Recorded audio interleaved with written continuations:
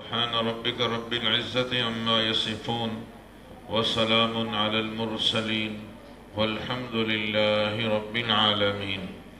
اللهم صل على سيدنا محمد وعلى آل سيدنا محمد وبارك وسلم.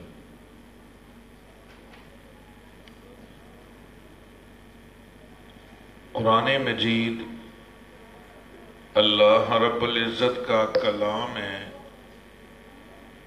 اور اللہ تعالیٰ نے لوگوں کے دلوں میں اس کی عجیب محبت ڈالی ہے. سچ ہے کہ اہل ایمان نے اس سے ٹوٹ کے محبت کی ہے. کائنات میں جتنا اس کو پڑھا جاتا ہے نا، یقیناً اتنا کسی چیز کو نہیں پڑھا جاتا. میں ایک کتاب میں پڑھ رہا تھا کہ 4 شخصیات تو ایسی گزری ہیں جنہوں نے ایک رکعت میں پورا قرآن مجید پڑھ دیا. ایک رکعت میں، جن میں 2 صحابی ہیں اور 2 تابعین میں سے. حضرت عثمان غنی رضی اللہ تعالی عنہ نے ایک رکعت میں پورا قرآن ختم. حضرت تمیم داری رضی اللہ تعالی عنہ نے بھی ایک رکعت میں پورا قرآن مجید پڑھا. اور حضرت سعید بن جبیر رحمہ اللہ نے بیت اللہ کے اندر ایک رکعت میں پورا قرآن ختم کیا. اور چوتھے ہیں امام اعظم امام ابو حنیفہ رحمہ اللہ، انہوں نے بھی ایک رکعت میں پورا قرآن ختم. اللہ تعالیٰ بعض لوگوں کے اوقات میں برکت دے دیتے ہیں، میں اور آپ نہیں کر سکتے. شاہ اسماعیل شہید رحمہ اللہ جو قریب کے زمانے کے ہیں، کسی نے کہا حضرت یہ بہت مشکل ہے، سب کر سکتے ہیں ایک رکعت میں پورا قرآن، ایک دن میں پورا قرآن. تو ایک صاحب نے کہا کہ یہ کرامت اللہ نے ان کو بھی دی ہوئی ہے. تو 2 پیچھے پڑ گئے، شاہ صاحب آپ ہمیں سنائیں. تو شاہ اسماعیل شہید رحمہ اللہ کی یہ بات تواتر سے ثابت ہے. ہزاروں کے مجمع میں بالاکوٹ کے اندر شاہ صاحب عصر کی نماز کے بعد بیٹھے اور سورہ فاتحہ سے شروع کیا. جب مغرب کی اذان ہوئی تو والناس پہ پہنچا دیا. مولانا الیاس صاحب رحمہ اللہ جو تبلیغی جماعت کے بانی ہیں، حضرت کی والدہ نے بڑی عمر میں حفظ کیا تھا، مگر اتنی تلاوت سبحان اللہ. رمضان شریف میں روزانہ ایک قرآن مجید پورا 10 پارے اوپر تلاوت کرتی تھی. مستند باتیں یہ میں نے خود پڑھی ہے. اور رمضان شریف میں ہر رمضان میں یوں 40 قرآن مجید ختم ہو جاتی. شیخ الحدیث مولانا زکریا صاحب رحمہ اللہ کے والد مولانا یحییٰ صاحب فرماتے ہیں کہ جب میں نے اپنی والدہ کا دودھ پینا چھوڑا تو میں ایک پاؤ پارے کا حافظ تھا. 7 سال کی عمر میں نے پورا قرآن مجید حفظ کر لیا تھا. اور جب میرا حفظ مکمل ہوا تو میرے والد صاحب نے مجھ سے یہ کہا، یحییٰ آئندہ کیا کرنا ہے، کون سی کتابیں کب پڑھنی ہیں، جب تک یہ بات طے نہیں ہو جاتی روزانہ ایک دفعہ قرآن مجید مکمل پڑھ لیا کرو، پھر اس کے بعد تمہاری چھٹی. حضرت فرماتے ہیں میں فجر کی نماز کے بعد اپنے مکان کی چھت پہ چلا جاتا اور روزانہ 7 گھنٹے میں ایک قرآن مجید پڑھ لیتا، پھر آ کے کھانا کھاتا. شام کے وقت میں فارسی کی کتابیں بھی پڑھتا تھا. اللہ پاک نے ایک ایسا اس قرآن مجید کو اعجاز عطا فرمایا ہے، دنیا کی کوئی کتاب ایک دفعہ پڑھو دوبارہ پڑھنے کو دل ہی نہیں چاہتا، مگر اس کو کس طرح لوگوں نے پڑھا. ایک دن میں ایسے بہت لوگ گزرے، دن میں ایک قرآن، رات میں ایک قرآن، دن میں ایک قرآن، رات میں ایک قرآن. حال ہی کی بات ہے، فیصل آباد میں قاری یاسین صاحب زیدہ مجدہ، اللہ تعالیٰ نے ان سے بھی قرآن مجید کی بڑی عجیب خدمت لی ہے۔ حضرت کے مدرسے میں حضرت نے طلبہ سے پوچھا روزانہ کتنی تلاوت کرتے ہو، روزانہ کتنی تلاوت کرتے ہو؟ یہ اس سال کی بات ہے۔ تو درجہ سادسہ یا غالباً سابعہ کے ایک طالب علم نے کہا جی الحمدللہ میں روزانہ 15 پارے کی تلاوت کر لیتا ہوں، سبق پڑھنے کے ساتھ ساتھ، صرف تلاوت نہیں اپنے اسباق بھی پڑھتا ہے۔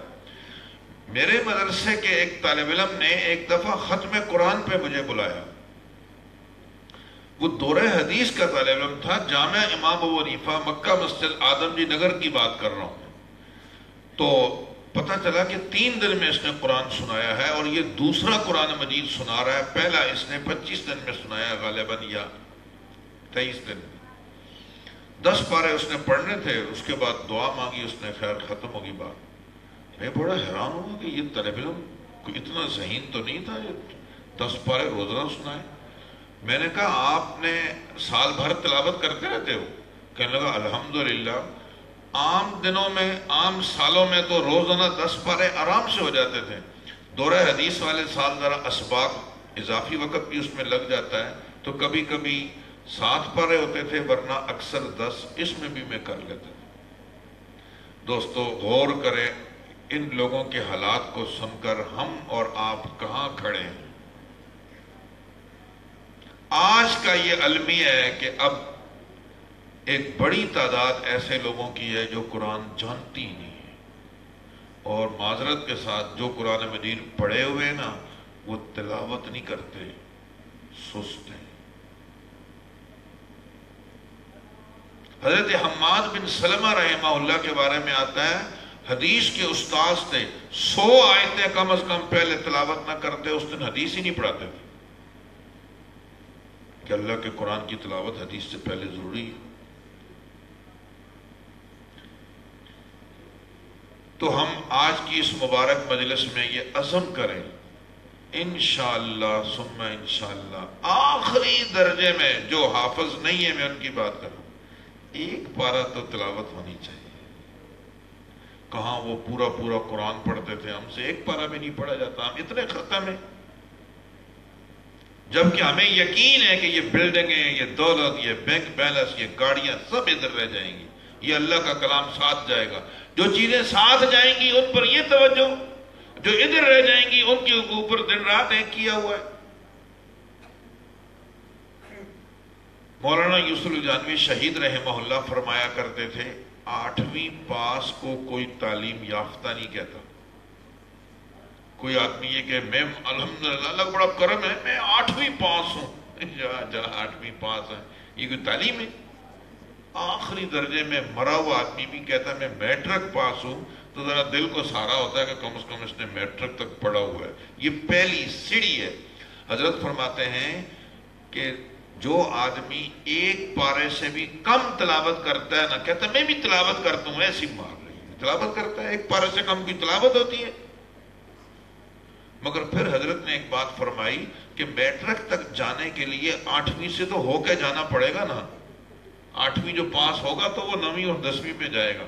اگر آپ یکدم ایک پارے تک نہیں جا سکتے ہو تو کوئی بات نہیں، پاؤ پڑھ لو، آدھا پارہ پڑھ لو، مگر روزانہ ہمارا حصہ تلاوت میں پڑھنا چاہیے۔ کون کون نیت کرتا ہے انشاءاللہ ایک پارہ تو پڑھیں گے ہی پڑھیں گے انشاءاللہ؟ گھر کی عورتوں سے بھی کہیں گے، گھر میں ہمارے بچے ہیں ان سے بھی کہیں گے، گھر کا ایک فضا بن جائے اللہ کے قرآن سے آغاز کی۔ جس گھر میں تلاوت ہوتی ہے، نماز، ذکر و اذکار، انشاءاللہ ثم انشاءاللہ اس گھر میں اللہ خیریں اور برکتیں نازل کرتے ہیں۔ یہ جو ہمارے یہاں مشہور ہے نا، میرے کسی نے کچھ کر دی ہے، بندش ہو گئی ہے، مجھے یہ جملہ اتنا عجیب لگتا ہے، کوئی یوں کہہ دے کہ روزی کی بندش ہو گئی ہے، گویا اللہ روزی دینا چاہتا ہے مگر کسی نے آ کر روک دی۔ یہ کتنی عجیب بات ہے، کسی نے کچھ نہیں کیا، یہ میں نے اور آپ نے خود سب کچھ کر دیا۔ ایک آدمی نے کہا حضرت میرے گھر میں کسی نے مچھر چھوڑ دی ہیں، جس کمرے میں جاتا ہوں مچھر ہی مچھر ہے۔ تو وہ عامل کوئی صحیح آدمی تھا، روحانی معالج آیا، آ کر دیکھا کہ گھر کو چیک کرواؤ کس نے مچھر چھوڑ دی ہیں اتنے زیادہ۔ جب دروازہ کھول کے اندر آیا نا تو ایک کونے میں گٹر کا پانی دوسری طرف کچرے کا ڈھیر. اس نے کہا او بھائی یہ گٹر صاف کر, یہ کچرا اٹھا یہاں سے, یہ مچھر ادھر سے آئے, کسی نے باہر سے نہیں چھوڑے, یہ تیرے اپنے کرتوت ہیں, اپنی سستی اور کاہلی ہے. یوں ہی ہمارے گھروں میں بے برکتیاں, میاں بیوی کی لڑائیاں اور جھگڑے, اولاد کی نافرمانی, ان تمام چیزوں کی بڑی وجہ اللہ کی نافرمانی ہے, اللہ کی نافرمانی. میرے پاس وقت نہیں ہے جو میں آپ کو اس طرح کے کچھ واقعات سناؤں کہ ہمارے ان کرتوتوں سے ہم لوگ کہاں کھڑے ہیں اور ہماری اولادیں ہماری نافرمان کیوں ہیں. بس میں اس کو یہاں ختم کر رہا ہوں کہ ہم اپنے گھروں میں نماز, تلاوت, ذکر, ان چیزوں کو انشاءاللہ زندہ کریں گے. رات کو ایک ہے ہمارے تبلیغ والے ایک بات کہا کرتے ہیں بڑی اچھی, دسترخوان پہ جب بیٹھ جاؤ پھر کھانے کے آداب مت بیان کرو. اے تو نے ہاتھ نہیں دھوئے, ہاتھ دھو کر بیٹھنا چاہیے. وہ کیسے بیٹھے ہو, سیدھا بیٹھنا چاہیے. نہ دسترخوان پہ بیٹھنے کے بعد چپ کھانا کھاؤ. یہ پہلے آداب بیان کرو پھر دسترخوان پہ بیٹھو. رات کو آپ نے کچھ سب سو گئے, فجر کے ٹائم ایک کو لات مار رہے, دوسرے اٹھو نماز پڑھو, اٹھو نا. اس طرح کچھ نہیں ہوتا. یہ رات کو طے کرو کہ صبح ہم نے اٹھنا ہے, سب نے نماز پڑھنی ہے, سب خود اپنی فکر کرو کہ ہم نے اٹھنا ہے. ہمارے بڑوں کی راتیں کیسی تھیں, ہم کہاں چلے گئے. حضرت حسن بن صالح رحمہ اللہ, امام مسلم رحمہ اللہ کے راویان حدیث میں سے ایک حسن بن صالح بھی ہیں. حضرت حسن بن صالح رحمہ اللہ فرماتے ہیں ہم گھر میں 3 آدمی تھے. توجہ کرنا کیا لوگ تھے. ہم گھر میں 3 آدمی تھے, میں, میرا چھوٹا بھائی علی بن صالح اور میری والدہ. ہم تینوں نے یہ طے کیا ہوا تھا رات کو روزانہ ایک قرآن مجید ہم تینوں مل کے ختم کریں گے. بس پھر جو وقت بچے گا سو جائیں گے, قرآن پورا کرنا ہے رات کو. تو پہلے 10 پارے والدہ کے ذمے تھے. عورتیں کیسی تھی دیکھو, 10 پارے والدہ پڑھتی تھی نماز میں, پھر وہ کہتی بس میں نے اپنی تلاوت پوری کر لی, علی بیٹا اٹھو بقیہ 10 پارے تم پڑھ لو. علی اٹھتے اپنے حصے کے 10 پارے پڑھ لیتے. چلو علی نے 10 پارے پورے کر لیے. حسن بھائی اب آپ اٹھ جائیں, میں نے اپنے 10 پارے پورے کر لیے. حسن بن صالح فرماتے ہیں آخری 10 پارے میں پڑھتا, جب والناس پہ پہنچتا تو مؤذن اذان دے دیتا. کچھ عرصے کے بعد میری والدہ کا انتقال ہو گیا. حسن بن صالح کہتے ہیں ماں مر گئی. بھائیوں نے سوچا اب کیا کرنا چاہیے, ماں کا انتقال ہو گیا, 10 پارے تو اب رہ جائیں گے, چلو ہم یہ بوجھ آپس میں تقسیم کرتے ہیں, ہم 15 پارے پڑھیں گے. تو میں بھی 15 پارے, میرا چھوٹا بھائی پڑھتا, 15 پارے میں پڑھتا. یوں الحمدللہ رات کو قرآن مجید مکمل کرنے کی ترتیب باقی رہی. کچھ عرصہ گزرا, اللہ کی شان, میرا چھوٹا بھائی بھی انتقال کر گیا. میں نے سوچا یا اللہ پہلے والدہ چلی گئی, 10 پارے کا بوجھ ہم دونوں بھائیوں نے تقسیم کر لیا, سو اب میرا بھائی بھی چلا گیا, اب کیا ہوگا. تو دل میں خیال آیا کہ میں اس ترتیب کو انشاءاللہ ٹوٹنے نہیں دوں گا. میں نے عزم کیا اور رب سے دعا مانگی کہ انشاءاللہ میں اکیلا رات کو پورا قرآن مجید پڑھوں گا, اور ساری زندگی پورا قرآن مجید رات کو پڑھتا رہا. ایسے گھروں میں پھر کہ اولاد کیسی ہوگی, پھر اولاد کیسی ہوگی جب ماں فاطمہ جیسی ہو, باپ علی جیسا ہو, پھر بچے حسن اور حسینی جیسے ہوتے ہیں. اولاد کو چھوڑو, گھر کے ملازم, حسن بن صالح کی ایک باندی تھی, انہوں نے وہ باندی ایک دوسرے بندے پہ بیچ دی. دوسرے بندے کے گھر میں باندی چلی گئی, رات کو جیسے ترتیب تھی ان کی سب سو گئے, یہ تو اس گھر سے گئی تھی نا. اب جب وہاں سب سو گئے, تھوڑی دیر گزری, باندی نے چیخ لگائی, یا اہل الدار الصلاۃ, یا اہل الدار الصلاۃ, گھر والوں اٹھو نماز پڑھو, نماز نماز.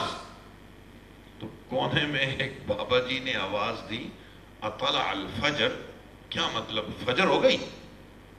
اس باندی نے کہا اوہو, الا تصلون الا الفجر, کیا تم لوگ صرف فجر کی نماز پڑھتے ہو کیا, اور کچھ نہیں پڑھتے ہو. دکھ ہوا اس کو, رات گزر گئی, صبح اٹھی واپس آئی, حسن بن صالح سے کہا مجھ سے کوئی غلطی ہو تو معاف کر دو اور مجھے واپس بلا لو, میں اس گھر میں رہنا ہی نہیں چاہتی ہوں. لا یصلون الا المکتوبہ، وہ تو فرض نماز کے علاوہ کوئی نماز پڑھتے ہی نہیں۔ اللہ اکبر۔ پھر باندیاں بھی ایسی ہوتی ہیں۔ اس زمانے میں سبحان اللہ بہت شوق ایسے تھے۔ عالمگیر بادشاہ کا نام آپ نے سنا ہوگا، علماء کا بڑا قدردان تھا۔ ایک دفعہ ویسے اس کی محفل میں علماء مشائخ کا ایک ہجوم ہوتا تھا، بلکہ آج ہی ہم ایک مجلس میں تھے، مولانا مندرو میگل صاحب زیرہ مجدہو اس مجلس کے مہمان خصوصی تھے۔ حضرت نے بیان میں یہ بات سنائی جو میں اگلی آپ کو سنا رہا ہوں۔ حضرت نے فرمایا کہ اس نے حضرت کا اپنا ایک اندازہ بیان کرنے کا کہ بڑے بڑے مولوی اور جن کے جیسے فرما رہے تھے کہ نام بھی اشتہار میں نہ آئیں، اور جب وہ ایک بندہ گیا نا کسی مسجد کے قریب میں کمرہ تھا کہ بھئی یہ کمرے میں رات کو رہنے کی ایک چرپائی خالی چاہیے، مل جائے گی؟ کہ آپ کا کیا نام ہے، تعارف کیا ہے؟ تو کہ یہ علامہ، تو شیخ الحدیث، تو شیخ التفسیر، تو فلاں فلاں فلاں فلاں فلاں فلاں صاحب۔ اس نے کہا میرے پاس تو 4 فٹ کی چرپائی ہے، اتنی لمبی چرپائی میرے پاس نہیں۔ تو عالمگیر بادشاہ نے بڑے بڑے اکابر علماء اور مشائخ سب کو بلا کر کہنے لگا میں نے ایک مسجد کی بنیاد رکھنی ہے، مجھے ایک اللہ کا بندہ ایسا چاہیے جس نے جب سے وہ بالغ ہوا ہے نا آج تک اس کے تہجد نہ چھوٹے ہوں، اس سے بنیاد رکھوانی ہے مسجد کی۔ کوئی ہے؟ عالمگیر بادشاہ کہتا ہے میرا گمان تھا کہ جماعت کھڑی ہو جائے گی کہ یہ سارے اکابر علماء مشائخ ہیں، مگر سب ایک دوسرے کو دیکھنے لگے کہ میری تو سفر میں چھوٹ جاتی ہے، دوسرا بولے میں کبھی بیماری میں چھوٹ جاتی ہے، کوئی کیا اور کوئی کیا، ایک دوسرے کو دیکھنے لگے، مگر اس کی شرط پہ کوئی نہ اترا۔ اتنے میں عالمگیر بادشاہ کی آنکھوں سے آنسو جاری تھے، اور تھوڑی دیر کے بعد وہ کہنے لگا کہ بالآخر مجھے یہ راز فاش کرنا پڑا، اللہ مجھے معاف کر دے، ایسا کرنا نہیں تھا لیکن میں نے اب یہ بات بول دی، اٹھو اور لاؤ اینٹ بنیاد میں خود رکھوں گا۔ الحمدللہ جب سے میں بالغ ہوا ہوں آج تک کبھی تہجد نہیں چھوٹے۔ یہ وقت کا بادشاہ تھا، تو دیگر لوگ کیسے ہوں گے؟ ایسے بادشاہوں کی پھر رعایا بھی کیسی ہوگی؟ اشراف امتی، میرے محبوب صلی اللہ علیہ وسلم نے کیا خوبصورت عنوان بانا، میری امت میں سب سے زیادہ عزت والے لوگ کون ہیں؟ ایک تو وہ لوگ ہیں نا عزت والے جو میری اور آپ کی نگاہ میں عزت والے ہیں، ایک میرے نبی صلی اللہ علیہ وسلم کی نگاہ میں عزت والے۔ حضرت ابھی فرما رہے تھے ایک وہ ہیرو ہے جس کو عوام ہیرو بناتی ہے، اور ایک وہ ہیرو ہے جس کو میرا رب ہیرو بناتا ہے، جس کو اللہ کے نبی صلی اللہ علیہ وسلم ہیرو کہہ رہے ہیں۔ اصل ہیرو تو وہی ہوگا نا جس کو اللہ کے نبی صلی اللہ علیہ وسلم فرمائیں گے۔ تو آپ نے اپنی مبارک زبان سے سب سے زیادہ عزت والا کس کو کہا؟ 2 آدمی، حملۃ القرآن و اصحاب اللیل، جو قرآن مجید جن کے سینوں میں محفوظ ہے اور جو تہجد کا اہتمام کرتے ہیں، یہ کائنات میں سب سے زیادہ عزت والے لوگ ہیں۔ اللہ ہمیں ان میں شامل فرما دے۔ دوسری میری گزارش یہ ہے، دشمن نے یہ جو ہفتہ مہینہ گزر رہا ہے نا، ہم سب دکھیا ہیں۔ دیکھو کیسے معصوم بچے، یہ جو بچے آج حافظ بنے اپنی جگہ کھڑے ہو جاؤ، بیٹا کھڑے ہو جاؤ اپنی جگہ، جنہوں نے حفظ کی ہے، ابھی جن کو پگڑیاں پہنائی اپنی جگہ کھڑے ہو جاؤ۔ ماشاءاللہ پیچھے مجمع کو دیکھو، ہمیں بھی دیکھو، یہ ہمارے سفارشی ہیں۔ ایک ایک بچے کے پاس جنت کے 10 ٹکٹ ہیں، ایک بچے کے پاس۔ ہم سب ان سے سفارش کے امید رکھتے ہیں کہ اللہ پاک ان کو ہمارے لیے بخشش کا ذریعہ بنائے۔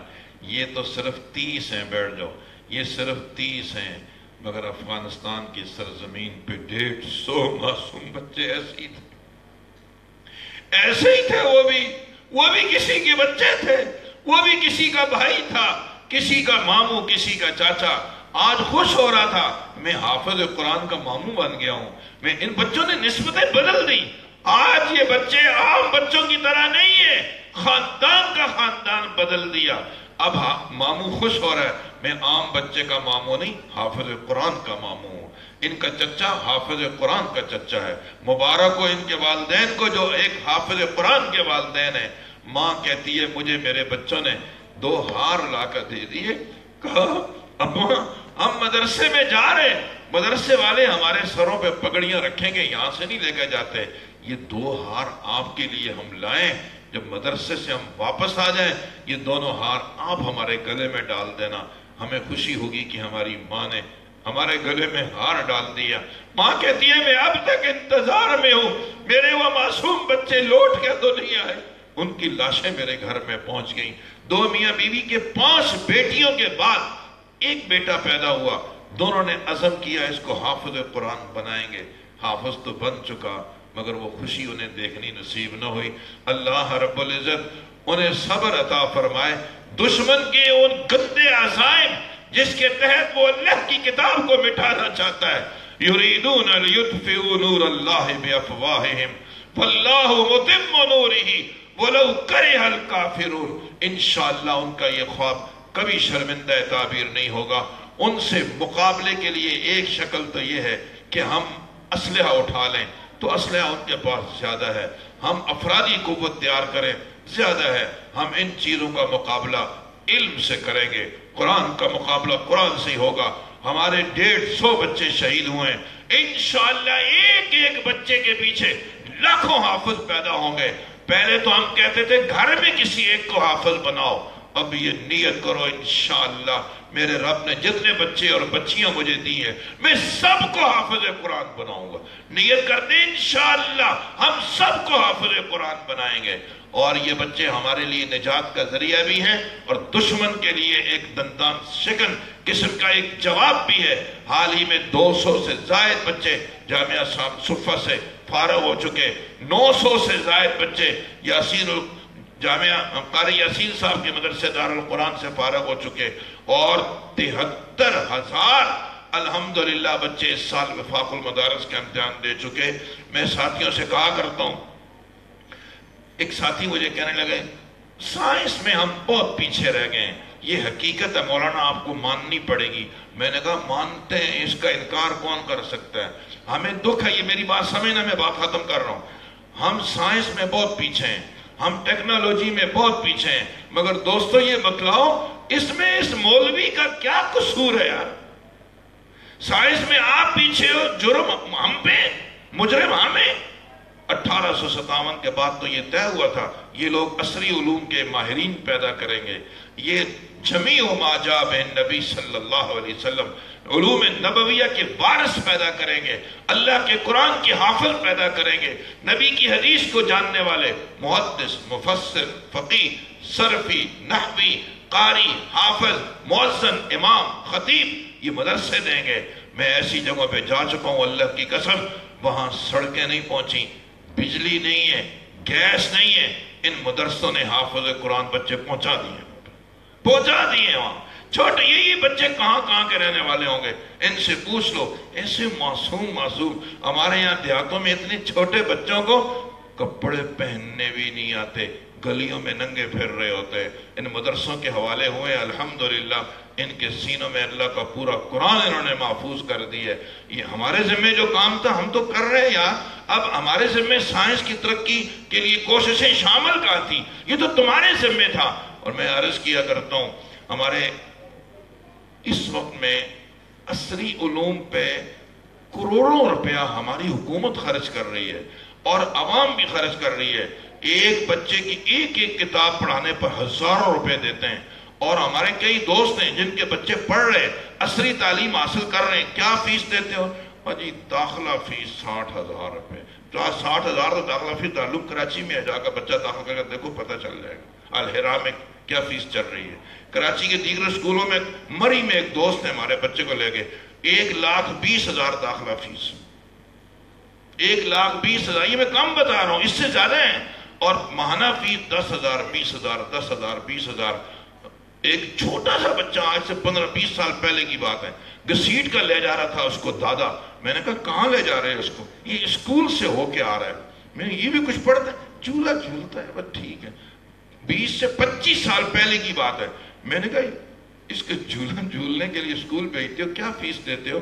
700 روپیہ. اس زمانے میں 25 سال پہلے لاکھوں روپے خرچ ہو رہے ہیں. تو پھر پاکستان کہاں کھڑا ہے سائنس کے اعتبار سے؟ میں مولانا سے یوسف صاحب وزیر میدوک کا قول نقل کر کے جو ہے وہ بات آگے بڑھا رہا ہوں. حضرت نے ایک بیان میں کہا عصری علوم کے اعتبار سے، سائنس ٹیکنالوجی کے اعتبار سے آج پاکستان 132ویں نمبر پہ کھڑا ہے. میں حال میں کوئٹہ گیا ہوا تھا، وہاں ایک یونیورسٹی ہے، اس یونیورسٹی کے طلبہ میں ہمارے ساتھیوں نے ایک بیان کی ترتیب بنائی. میں نے وہاں کے یونیورسٹی کے طلبہ سے یہ کہا کہ یہ بدنما داغ تم نے لگا رکھا ہے پاکستان کے پیشانی پر، اس کو ہم صاف کریں گے یا تم کرو گے؟ میں نے کہا میں اس پہ تبصرہ نہیں چاہتا ہوں، میں ایک رونا رو رہا ہوں. وہ کیا جو میں آپ سے بھی عرض کر رہا ہوں، ہم عصری علوم میں 132ویں نمبر پر ہیں. 131 ملک ہم سے زیادہ پڑھے لکھے ہیں، ہم کہاں کھڑے؟ 132ویں نمبر پہ. 131 صفحے ہم سے دوسرے لوگ چھین کر لے گئے. ہم 132ویں صف میں کھڑے ہیں کہ ہم بھی تعلیم یافتہ ہیں، ہمیں بھی سائنس آتی ہے. 131 ملک ہم سے پہلے. یہ جن لوگوں نے اپنے ذمے عصری علوم کو لیا، پاکستان کو کہاں کھڑا کیا لے جا کر؟ 132ویں صف پہ. اور جن لوگوں نے دینی علوم اپنے ذمے لیے، قرآن ہم پڑھائیں گے. تو میں آپ سے پوچھتا ہوں، آج قرآن مجید کی تعلیم کے اعتبار سے آپ کا وطن عزیز پاکستان، ان مدرسوں نے وہاں کروڑوں خرچ ہو رہے ہیں حکومت کے. ادھر حضرت جی آپ کچھ تعاون فرمائیں، بچوں کے لیے کمرہ بنانا ہے، پنکھا لینا ہے، تنخواہ دینی ہے. تنخواہ کیا؟ 6,000 10,000 8,000. جی اس کے باوجود کوئی روڈ کیوں بلا کے؟ فیکٹری کے ملازمین نے احتجاج کیا ہوا ہے تنخواہیں بڑھاؤ ورنہ کل سے کام نہیں کریں گے. تاریخ گواہ ہے، آج تک کہیں روڈ بلاک ہوا ہو تو بتاؤ کہ محلے کے سارے مؤذن جمع ہو گئے، تنخواہ بڑھاؤ ورنہ اذان نہیں دیں گے، تنخواہ بڑھاؤ ورنہ امامت نہیں کریں گے، تنخواہ بڑھاؤ ورنہ بخاری نہیں پڑھائیں گے، ہمارا مولوی اذان دے گا. تنخواہ دو نہ دو یہ آپ کا اور رب کا معاملہ ہے. اس مولوی کا تو ذہن ہے لا اسألکم علیہ اجرا ان اجری الا علی اللہ، مجھے اپنے رب سے بدلہ لینا ہے. آج تک تاریخ میں کسی مسجد کے مؤذن نے اذان چھوڑ کر احتجاج نہیں کیا. وقت پہ اذان دے گا تنخواہ ملے نہ ملے، وقت پہ امامت کرے گا تنخواہ ملے یا نہ ملے. میں عرض کر رہا ہوں کہ ہم مانگ کے زندگی گزار رہے ہیں، ہم پہ الزام بھی بہت لگتے ہیں. اور جی مولوی نے اپنی جائیداد بنا لی، اپنی گاڑی خرید لی، اپنا یہ کر لیا. ہمیں سب الزامات منظور ہے. آپ جو کچھ دیتے ہو آپ کے علم میں، آپ کی دی ہوئی زکوٰۃ صدقات عطیات کو ہم نے خرد برد بھی کیا، کرپشن بھی ہوا، اس کے بعد ہم نے کچھ خرچ بھی کیا، ہم نے آپ کو شرمندہ نہیں کیا. آج ہمارا وطن عزیز پاکستان قرآن مجید کی تعلیم کے اعتبار سے دنیا کی سب سے پہلی صف میں الحمدللہ کھڑا ہے. پہلی صف میں. وہاں 132ویں صف پہ ہو، یہاں پہلی صف میں. اور یہ میں اپنی طرف سے نہیں کہہ رہا، چند سال پہلے سعودیہ میں ایک کنونشن ہوئی، فیصلہ کرنا تھا پورے عالم اسلام میں سب سے زیادہ قرآن کی خدمت کہاں ہوتی ہے. سعودیہ والوں سے پوچھا تم تو عربی ہو، تم سال میں کتنے حافظ بچے تیار کرتے ہو؟ کہنے لگے 5,000. اور تم کتنے کرتے ہو؟ 10,000 12,000 15,000 20,000 10,000 12,000 20,000 25 30. یہ کہانی چل رہی تھی. ہمارے وفاق المدارس کے ناظم اعلیٰ قاری حنیف جلندری صاحب زیدہ مجدو موجود تھے. حضرت سے پوچھا آپ پاکستان سے آئے ہو، آپ کے پاکستان میں سالانہ حافظ کتنے تیار ہوتے ہیں؟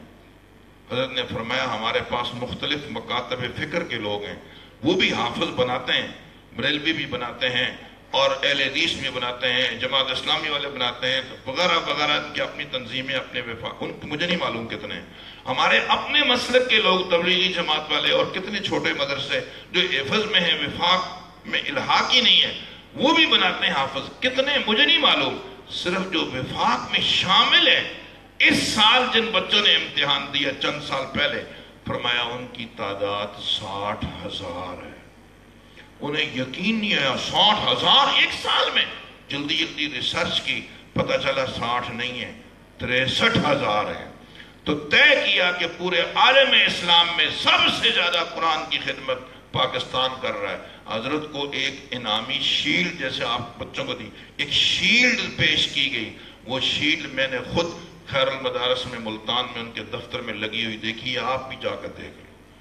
آپ نے ہم پہ اعتماد کیا، الحمدللہ ہم نے اس اعتماد کو ٹھیس نہیں پہنچایا۔ اس جنگل کے اندر مولانا عبد البصیر نے ایک چھوٹا سا باغیچہ لگایا، اور آپ اندر حال میں دیکھو، جو بچے یہاں پڑھتے ہیں کھڑے ہو جاؤ اپنی جگہ پہ، کھڑے ہو جاؤ جو پڑھتے، ان کی شکلیں دیکھو ماشاءاللہ، یہ ایک جمع غفیر ہے، یہ سب بچے یہاں پڑھتے ہیں۔ یہ 30 حافظ یہاں سے تیار ہوئے ہیں، یہ اسلام آباد سے نہیں یہاں پر لائے گئے، یہ ادھر ہی تیار ہوئے ہیں۔ ماشاءاللہ بیٹھ جاؤ، یہ سارے بچے یہاں پڑھتے ہیں۔ آپ نے میں مبارکباد استادوں کو تو دے ہی رہا ہوں، مولانا تو مبارکبادی کے مستحق ہیں ہی، میں ان لوگوں کو مبارکباد دینا چاہتا ہوں جنہوں نے اس نوجوان پر اعتماد کیا، آج اپنی آنکھوں سے اس پھل کو دیکھ لیا، جو درخت لگایا تھا یہ اس نے پھل دیے ہیں۔ تو الحمدللہ ثم الحمدللہ ثم الحمدللہ۔ آپ کے یہاں پڑھنے، پاکستان میں بننے والا ڈاکٹر، انجینئر دل کے اندر آرزو رکھتا ہے، کاش میری ڈگری پہ یو کے کی مہر ہوتی نا، لوگ مجھ پہ اعتماد کرتے تو ڈاکٹر صاحب سے کوئی علاج تو کرواتا۔ ابھی یہیں پاکستان میں ڈاکٹری کی ہے، کوئی مریض بھی نہیں آتا، باہر لکھ کر لگاتے ہیں یو کے سے پڑھ کے آیا ہے۔ جی یہاں کی ڈگری کب مؤثر ہوگی؟ جب باہر کی مہر لگی ہوگی۔ یورپ کا مسلمان یہ چاہتا ہے، کاش میرا بچہ پاکستان چلا جائے، کسی مدرسے میں حفظ کرے، عالم بنے، وفاق المدارس عربیہ پاکستان کی مہر اس کی ڈگری پر لگی ہوئی ہو۔ مدارس نے کام کیا الحمدللہ، یہ ایسی کھیل تماشا نہیں، انہوں نے شب و روز ایک کر کے اس مرتبے کو حاصل کیا ہے۔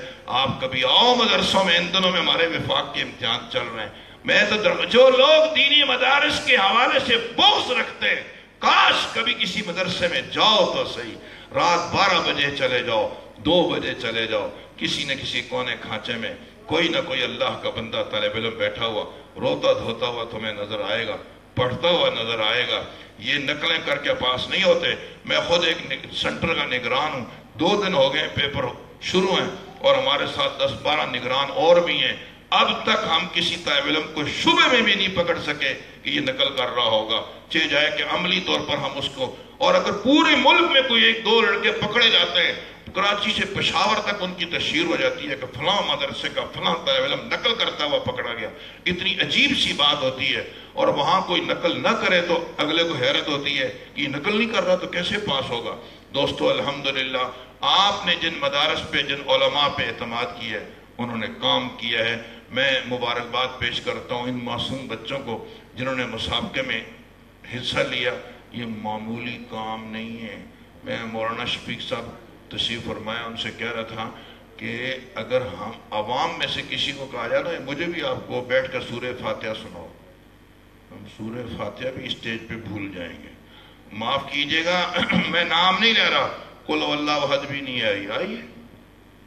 ڈگریاں تو اتنی اٹھائی ہوئی ہیں انہوں نے بھی، 1 گریڈ کی ڈگریاں موجود ہیں، قل واللہ احد دیکھ کر پڑھی جا رہی تھی، وہ بھی آگے پیچھے ہو رہی تھی، اور یہ معصوم بچے پورے، یہ چھوٹے چھوٹے بچے پورے قرآن کے حافظ تھے۔ یہ اسٹیج شو کہلاتا ہے، یہ کوئی آسان بات نہیں ہے، یہ بہت بڑی جرت کی بات ہے۔ میں خصوصی مبارکباد پیش کرتا ہوں ان استادوں کو اور ان منتظمین کو جنہوں نے یہ چیز اپنے ادارے میں داخل کی ہے۔ یہی اصل چیز ہے۔ ایک بچہ یہ پیش کرتے، صرف ایک، جس کے بارے میں یہ کہا جاتا کہ پورا قرآن کا یہ حافظ ہے، جہاں سے چاہو پوچھ لو، جب بھی بہت بڑا کام تھا۔ انہوں نے تو کئی بچوں میں سے 7 بچے پیش کیے۔ میری گزارش ہوگی کہ اس سلسلے کو چھوڑنا نہیں، یہ ادارے کی تعلیمی کارکردگی ہے۔ نتائج ضروری نہیں ہے کہ پہلے موقع پر بہت اعلیٰ درجے کے آئیں گے، آہستہ آہستہ مجمع میں آ جانا، بچے کا 1-2 آیتیں بھی پڑھ لینا کوئی معمولی بات نہیں ہے۔ غلطیاں تو ائمہ حرمین کی بھی آتی ہیں، یہ کوئی اتنا عیب نہیں۔ تلفظ کتنے اچھے تھے، ماشاءاللہ آواز لہجہ کتنا اچھا تھا، بچوں کو اپنے اوپر اعتماد کتنا تھا، پھر بھی انہوں نے، کئی بچوں نے بغیر اٹکن اور غلطی کے پورا سنا دیا۔ یہ سب وہ بچے ہیں ایک مجلس میں پورا قرآن سنا سکتے ہیں، سنا کے بھی آئے ہوں گے۔ اس لیے میں مقرر مبارکباد پیش کرتا ہوں۔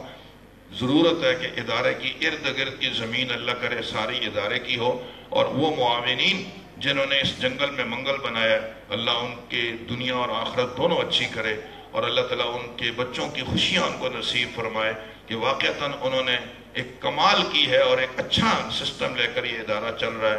اکابر علماء کی سرپرستی اس ادارے کو حاصل ہے. یہی بہت بڑے اعزاز کی بات ہے. آدمی اپنے دوستوں سے پہچانا جاتا ہے. تو جس کے دوست ارد گرد علماء اکابرین مشائخ ہوں تو گویا ان کی زندگی ایسے لوگوں میں گزر رہی ہے. تو یہ ایک سعادت کی بات ہے. میں نے بہت زیادہ وقت غیر اختیاری لیا. ارادہ مختصر بات کرنے کا تھا. آپ کی توجہ کی برکت سے بات زیادہ لمبی ہوگی. اللہ تعالیٰ آپ کی اس توجہ کی برکت سے ہم سب کو بار بار حرمین شریفین کی زیارت نصیب فرمائے. وآخر دعوانا ان الحمدللہ رب العالمین. ہمارے نوجوان صالح عالم دین مولانا شفیق الرحمان گلگتی تشریف رکھتے ہیں. ایک اچھے خطیب بھی ہیں اور میرا جی چاہتا ہے کہ دعا ان سے کروائی جائے.